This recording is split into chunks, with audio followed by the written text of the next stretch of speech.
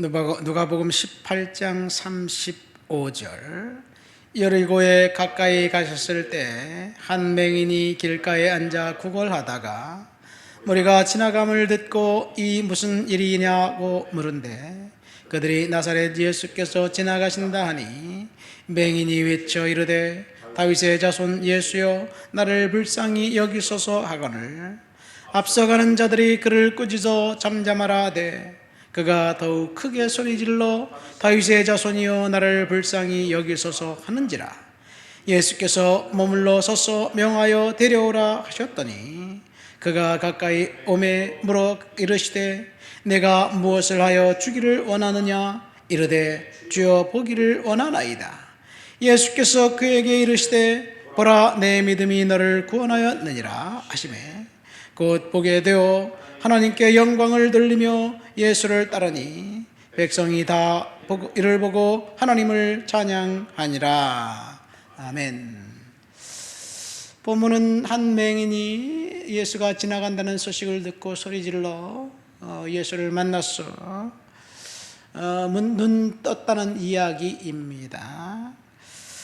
이 맹인, 그 사람이 누구일까요? 오늘 본문에는 맹인이라고 그리고 구걸하는 거지라고 되어 있지만 마가복음에 보면 그 사람의 이름이 나와 있습니다. 그 사람의 이름은 디메오의 아들 바디메오입니다. 여기서 우리는 두 가지를 알 수 있습니다. 첫 번째, 구걸하는 맹인인데 이 맹인은 날 때부터 맹인이 된 것 같지는 않습니다. 성경에 날 때부터 맹인이 되었으면 분명히 날 때부터 맹인된 사람, 날 때부터 안진뱅이 된 사람, 나면서부터 걷지 못하는 사람, 이렇게 나면서부터라고 이야기합니다.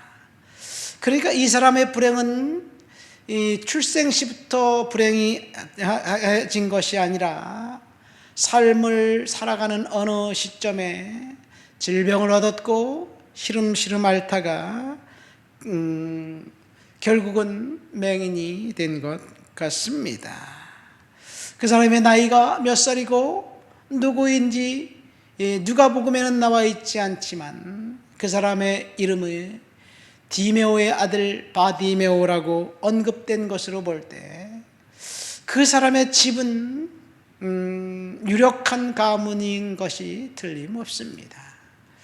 왜냐하면 성경에 사람을 소개할 때 누구의 아들로 소개하면 그 가문은 좀 괜찮은 뼈대 있는 가문이기 때문입니다. 두 번째, 그의 이야기가 마태, 마가, 누가복음, 공관복음에 다 나와 있는 것으로 볼 때 그 이야기는 사람들의 귀감이 되는 이야기인 것 같습니다.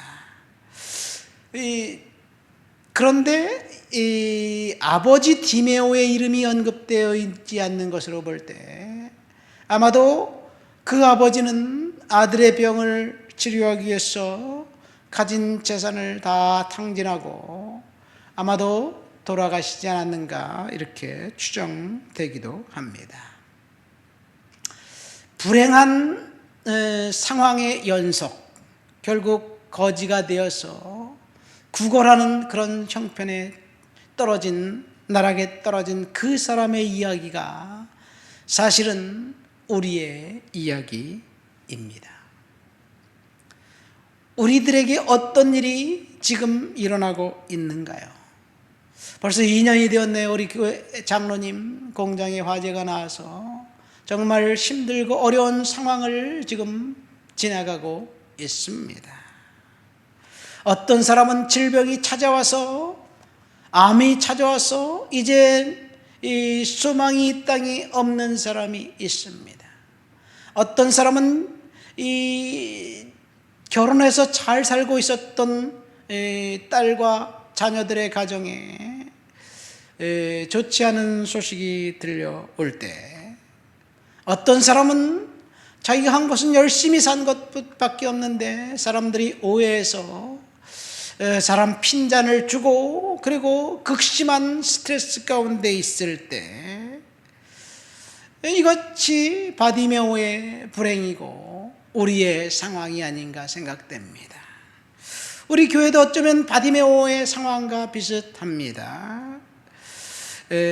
이런 상황 속에서 불행이 우리들에게 찾아왔을 때 우리가 무엇을 해야지 될까? 바디메오에게 있어서 두 가지가 그의 인생 가운데 일어났습니다. 첫 번째, 예수가 지나간다는 소식이 그의 귀에 들렸습니다. 그래서 그는 나사렛 예수여 나를 불쌍히 여겨 주시옵소서라고 부르짖고 외쳤습니다. 비참한 상황에 있을 때 희망이 생긴 것은 예수가 지나간다는 소식입니다. 예수가 복음이고 예수가 희망이고 예수가 우리 삶의 비전이고 소망이 되어야 될 줄 믿습니다. 그러니까 예수가 지나간다는 소식이 들렸을 때 그것이 희망인 것처럼 저와 여러분들에게도 동일한 비전이, 희망이 바로 예수 그리스도 안에 있다는 사실을 바디메오를 통해서 알게 됩니다. 우리는 예수를 알았고 예수님 앞에 기도합니다. 지금도 예수를 알아야 될 사람들이 우리 주변에 있습니다. 그들에게 찾아가서 복음을 전하고 예수를 전하는 것, 그래서 그래야 희망이 생기고 소망이 생기고 비전이 생깁니다. 두 번째, 바디메오는 예수가 지나간다는 소식을 듣고 고래고래 소리를 지릅니다.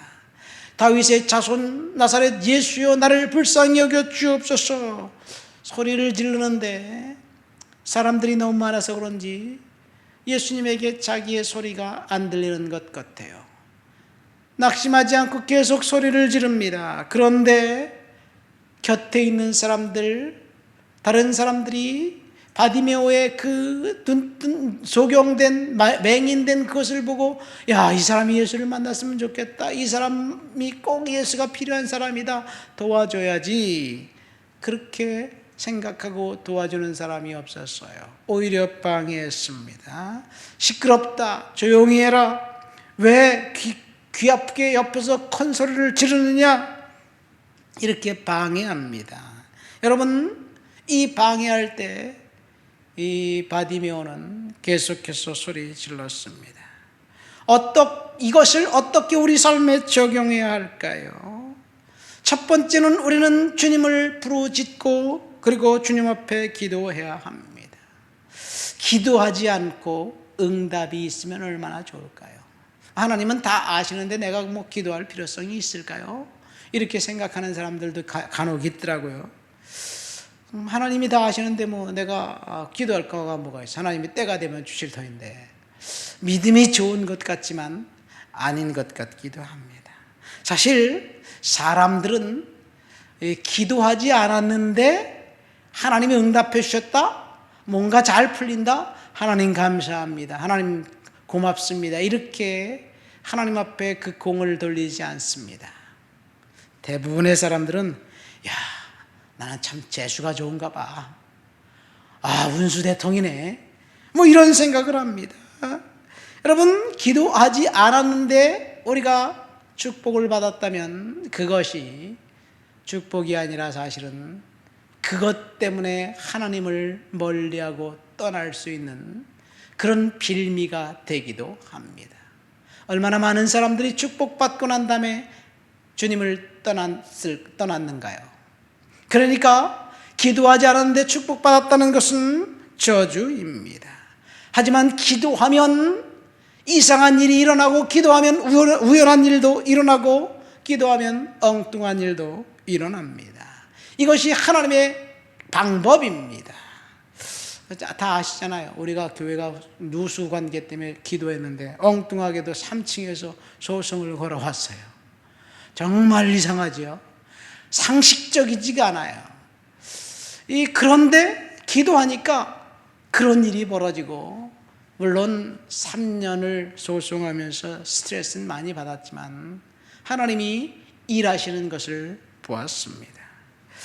그러니까 우리는 열심히 하나님 앞에 기도하면 하나님께서 어떤 방법이든지 일어나게 하실 것이에요. 그래서 하나님 앞에 기대하면서 살아야 될 줄 믿습니다. 두 번째, 사람들이 방해했습니다. 바디메오가 예수를 찾고 부를 때 사람들이 방해하고 시끄럽다, 소리치지 말아라, 조용해라, 저리 가라, 찌그러져 있어라, 이런 소리를 들었을 때 그는 낙심하지 않고 계속해서 부르짖었습니다. 어쩌면 우리가 기도하고 있는데 주님이 못 들으셨는지 안 들으셨는지 주님이 대답이 없을 때 바디메오가 지금 소리치고 있는 그 상황이 우리의 상황이 아닌가 생각됩니다. 저도 지금 하나님 앞에 기도하고 있지만 답답한 상황 가운데 있습니다. 내가 해결할 수 없는 문제는 주님이 해결해 주셔야 되는데 주님은 여전히 침묵 가운데 있습니다. 그때 우리가 할 일은 절망이 아니라 더 크게 주님께 부르짖는 그 부르짖음의 시간이 될 줄 믿습니다. 사람들은 바디메오를 방해했습니다. 사람들이 우리들에게 도움이 되는 것이 아니라 하나님만 도움이 된다는 사실. 그래서 우리는 계속해서 부르짖어야 될 줄 믿습니다. 사람들은 도와주지 않습니다. 어떤 상황에 닥치더라도 끝까지 포기하지 않고 기도하면 주님이 이제 응답해 주실 거예요.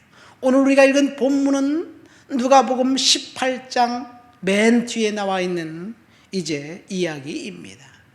그러니까 누가복음 18장의 결론이라는 이야기예요. 누가복음 18장은 어떤 내용이 나옵니까?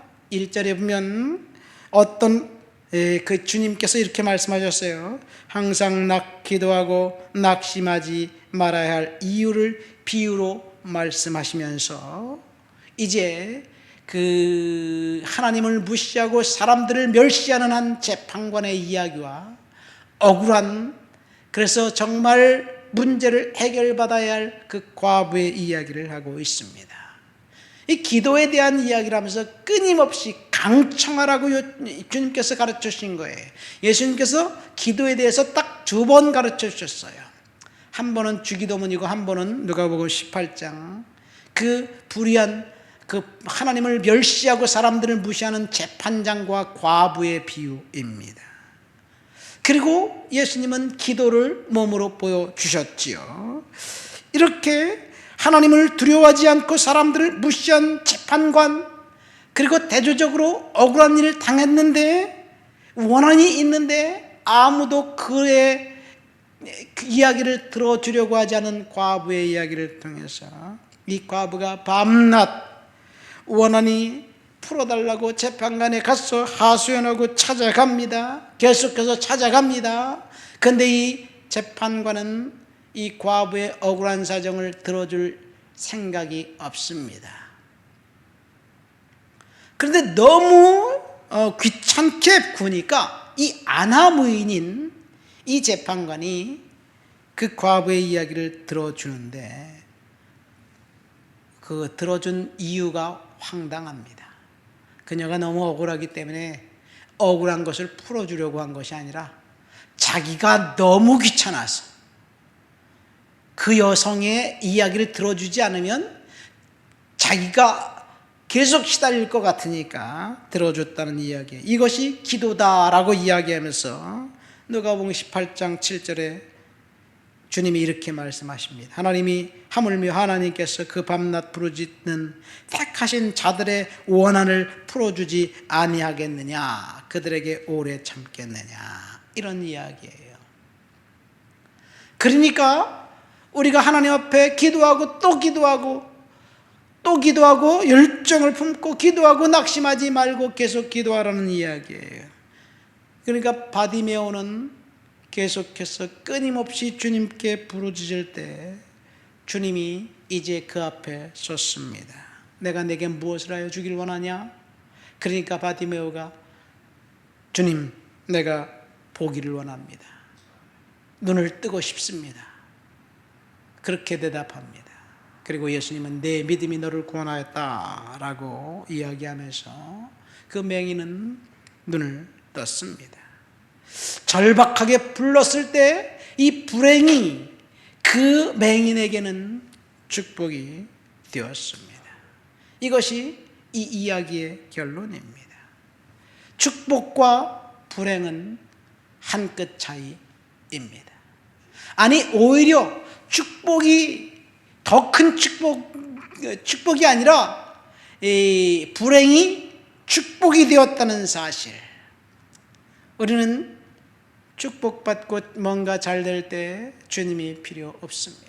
그러나 인생에 힘든 일을 겪을 때 예수님이 필요합니다. 만약 이 사람이 불행이 맹인된 그 질병이 찾아오지 않았다면 주님을 불렀을까요? 모르지요. 그러나 예수님이 십자가에 달려 돌아가실 때 예수를 십자가에 못 박으소서라고 이렇게 외쳤던 군중들은 그 군중 속에 이 맹인은 포함되어 있지 않았을 것입니다. 그러니까 이 맹인은 불행이 축복이었어요. 어쩌면 우리들에게도 불행한 사건이 하나님께서 축복을 디자인해 놓은 은혜가 사건이 아닌지 모르겠습니다. 불행과 축복은 한 끗 차이입니다. 하나님 아버지 감사합니다. 불행한 사건을 축복으로 바꿨던 소경 바디메오의 이야기가 우리의 이야기임을 믿습니다. 오늘도 믿음으로 살아가고 은혜로 살아갈 수 있도록 주여 도와주옵소서. 예수님의 이름으로 기도합니다. 아멘.